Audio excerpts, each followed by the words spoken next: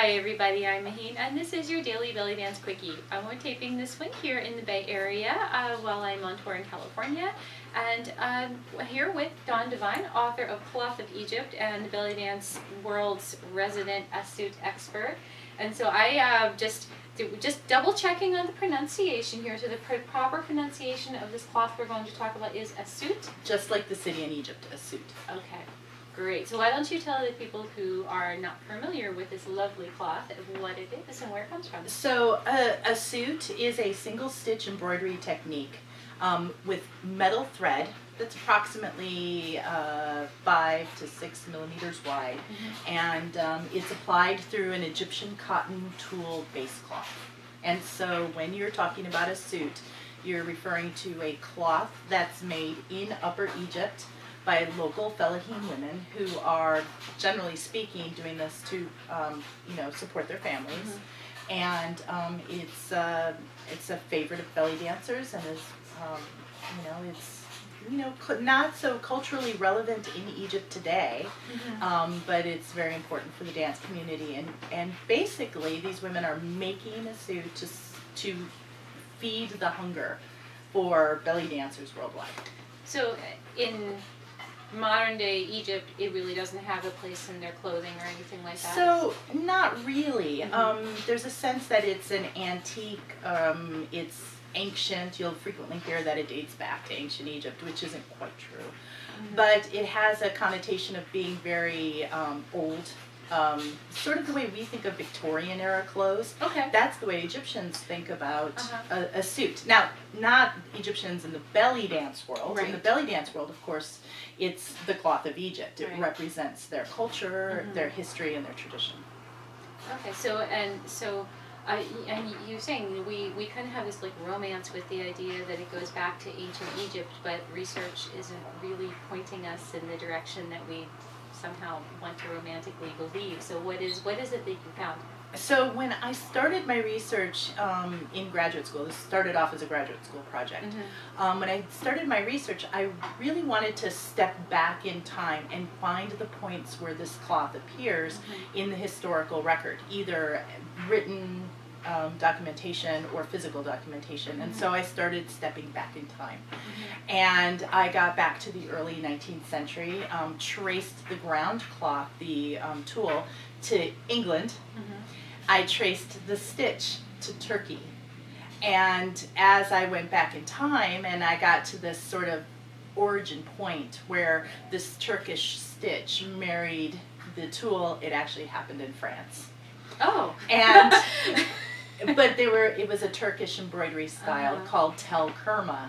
And this cloth, of course, arrived in Egypt with the Ottoman rule. There was 250 plus years of Ottoman control of Egypt. And so I really expected it to go all the way back to ancient Egypt, and basically it was like, oh, it arrived with the Ottomans from Turkey. So a little bit surprising to me, not where I expected to land. Right. So, yeah, it is surprising. But so when we're looking for cloth, for fabric, and for our costumes and things like that, so now we have both modern Assuit and we have vintage Assuit. So, will you show us some examples of the two? Thought you'd never ask. Let's go. All right. Let's look at it. Okay. Let me start off by showing you some examples of vintage Assuit. Assuit really came into the Western eye in the late 1890s. It was the era of glamorous, expensive, rich travel down the Nile. Britain was occupying Egypt, so there was a flood of British tourists. And they came home with beautiful Assuit robes. This is a piano shawl. It weighs about 7 pounds. Wow. And as you can see, it feels a bit snake-like. Yeah, it does. Yeah, we'll wrap you up in this in a moment. But so this particular piece represents what they were selling right around 1895 to 1910. It's exquisitely done. It involves hundreds of hours of hand stitching. Yeah. The metal is a brass alloy. So as you can see, I'm going to flip flip it over, you can see it's a different color underneath because this obviously sat on a wood table or maybe even on a piano for many years, and it oxidized the metal differently. So you can see it's got two different colors. Oh, yeah. Yeah. So an antique piece like this can cost $2,000 to $4,000 right now in today's market. Wow. It is stunning, though. These are actually fairly rare because there were fewer of them made. By the 1920s, and we're talking about the era of Tutankhamun and steam boats on the Nile rather than a sailboat, a tour group could go down the Nile in 2 weeks rather than in 3 months. And they needed to be able to make more abundant shawls. So they got narrower. So this is a scarf that dates to about 1920-ish, maybe 1915 to 1930. And this is the shawl style. So the piano scarves, like the first one, are about two meters wide and very, very long. As you can see, these are quite narrow, 18 to maybe 20 inches, and then only 60 to 70 inches long. As you can see, it reflects the 1920s taste for geometric design. Yeah, so you can it's see like that Art Deco. way, yeah. Yeah. So they were tailoring their pieces to fit the taste of the tourists. That's really funny. It's just kind of like the whole two-piece costuming being influenced by Hollywood rather than coming from Egypt itself. Yeah.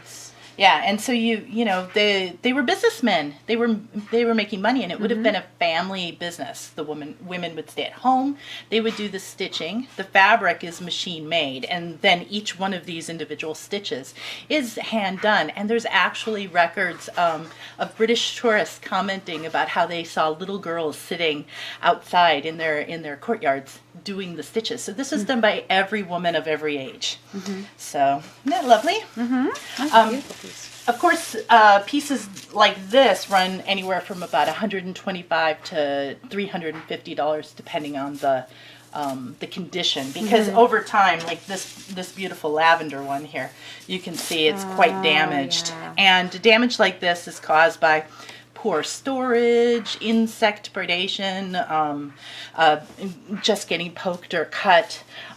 This one may have, this kind of hole may have been caused by a safety pin. That's like this is kind of like a safety pin damage.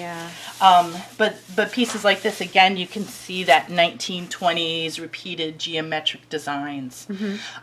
In Egypt culture at this time, and I don't have a representative vintage example, these would have been worn to weddings and social festivals, and this would have been somebody's best costume piece. And so a woman would have one of these. I have one more from the 1920s era to show you.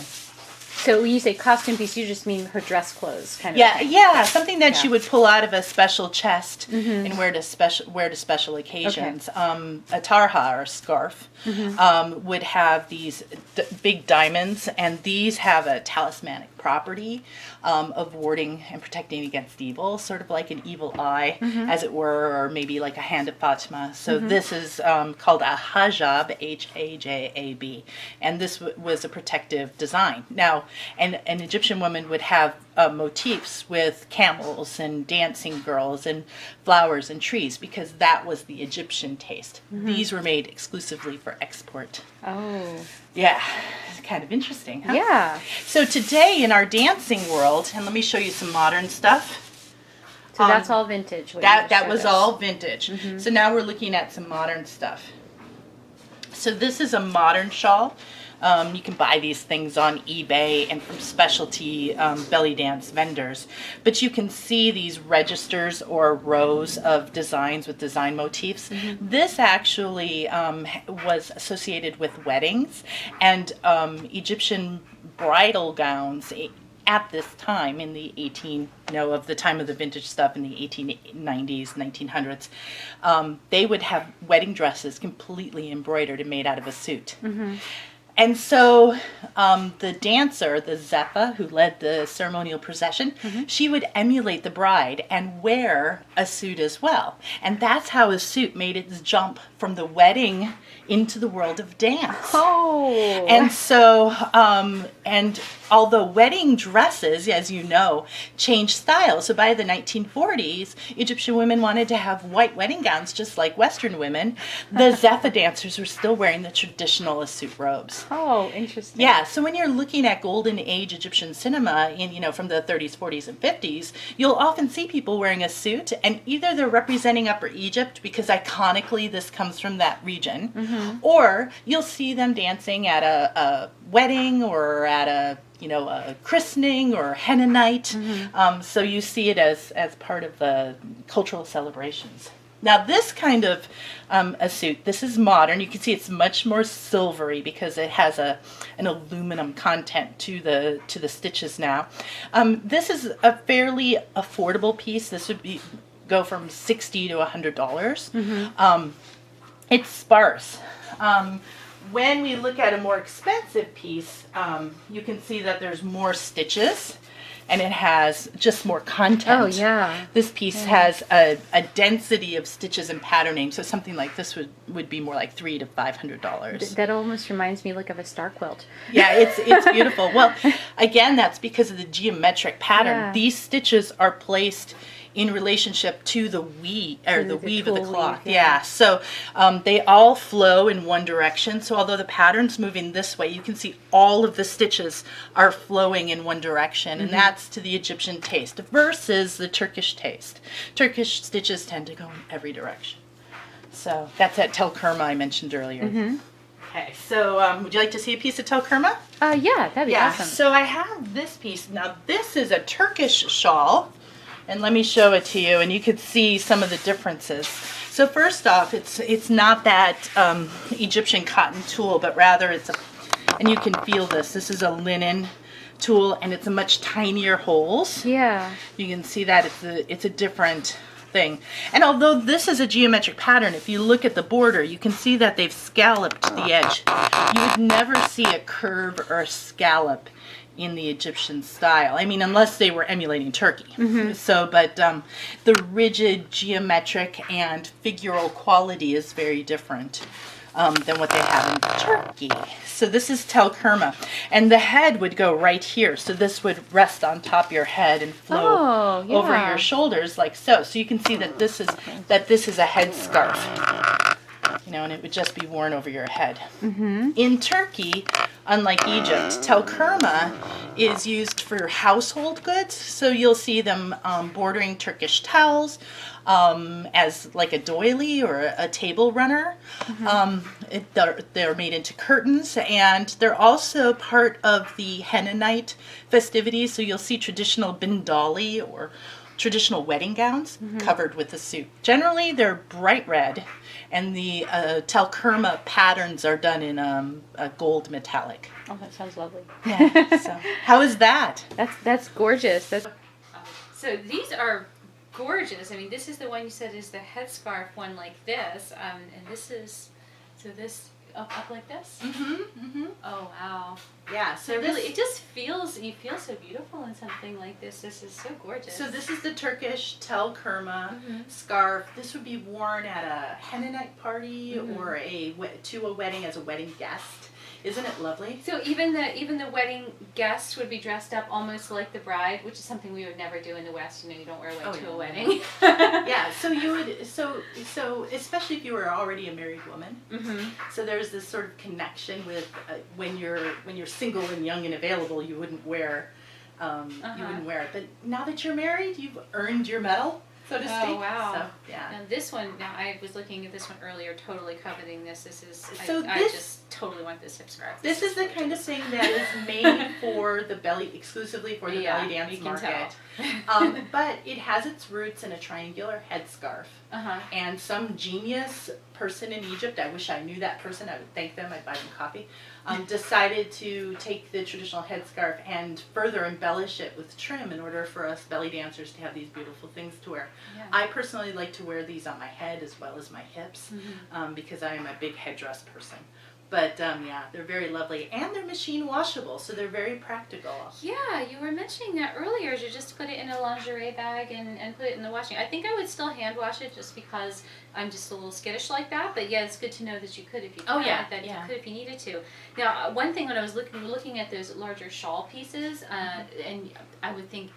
I think you see costumes like this bra here that you've been working on here, and I think I would be terrified to cut that material. I actually own a piece and I haven't cut it because I'm just one false move and I'm like, what do you do? No more yardage. Well, so on a vintage piece, on a historic piece, that can't be reproduced again. Once it's gone, it's gone. It's a historic document. But this modern suit is being made in abundance, and so if you have a piece that you love and don't want to cut, don't cut it. It's your choice. You can still wear it in a myriad of ways. But if you're interested in having an Assuit costume, just buy another piece. Buy it with the sense of, I'm going to cut it when it gets here. And then cut it. It's just cloth. For a bra like this, I would make a pattern out of some other material. I like to use gingham. Then I would take that pattern and lay it on the Assuit. That way you feel like you're not going to waste it by randomly pinning and cutting and pinning and cutting. Right. So that's an approach that you can use. Make a sample costume, use that as your pattern. Right. And then you want to make sure that the geometry of the design is well integrated into, of course, the design of your bra and your belt. If that's what you're making. So. Yeah, and buy a piece of modern Assuit. You don't feel like you're destroying history, but yet you're part of a tradition.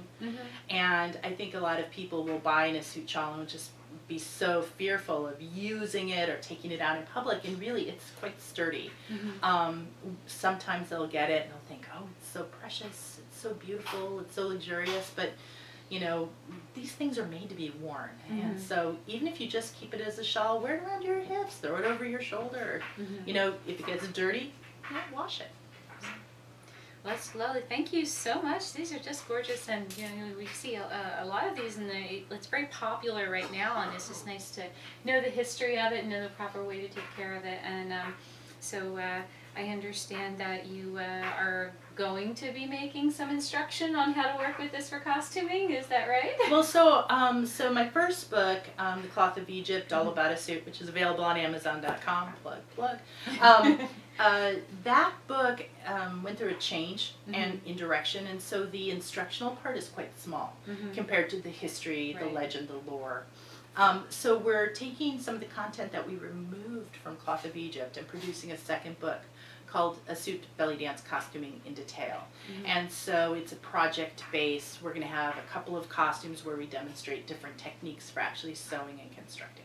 And we'll address, that notion of, the fear of cutting. Oh, yeah. But how to prep and prepare, how to deal with the patterns and organize your projects and design, beautiful costumes. And I hope everyone will have an Assuit costume someday, because I'm greedy and I want to see more dancers dancing in beautiful Assuit. I would love to have one, that's for sure. Well, maybe one of these days I'll cut that cloth that I have. Buy another one and cut that one. Okay. All right, I'll get over my fear. All right, so thank you so much, Dawn, Thank you very much for including including me. Beautiful, all this beautiful stuff. And so, so if you were curious about Assuit, hopefully you learned some new things here. And we'll see you next time. If you're not familiar with the other days of the Daily Bellydance Quickies, take a look in the box down there and check it out. It's free and it has all kinds of other things in it, not just costuming. So have a wonderful week, and bye.